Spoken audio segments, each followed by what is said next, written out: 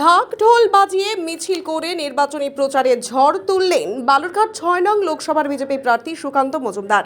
শুক্রবার সকালে গঙ্গারামপুর ব্লকের ১০ নং উদয় গ্রাম পঞ্চায়েতের ফুলবাড়ি এলাকায় নির্বাচনী প্রচার করতে আসেন সুকান্ত মজুমদার।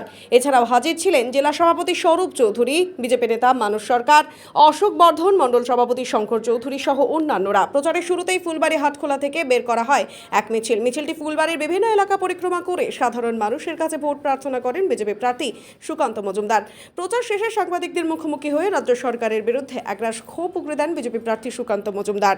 এর জন্য হচ্ছে ২-৪টে বাড়ি আপনার যাবে, আপনি একবার সার্ভে করে দেখতে বলুন মিউনিসিপ্যালিটিকে, দেখা যাবে বেশিরভাগ বাড়ি যেগুলো নতুন নির্মিত হয়েছে তারা কাউন্সিলরকে টাকা দিয়ে দিনের পর দিন অবৈধভাবে বাড়ি করেছে।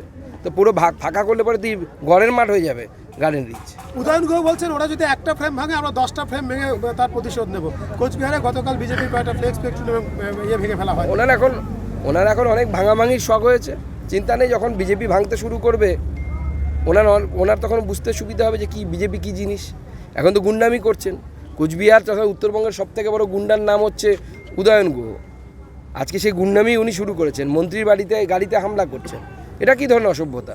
আপনি রাজনীতি করছেন, রাজনীতি করুন, গুন্ডামি করছেন কেন? গুন্ডামি করলে আমরা কি ছেড়ে দেবো নাকি? আমরা গুন্ডামি করতে শুরু করলে আমরা করি না, কিন্তু শুরু করলে আপনারা টিকতে পারবেন?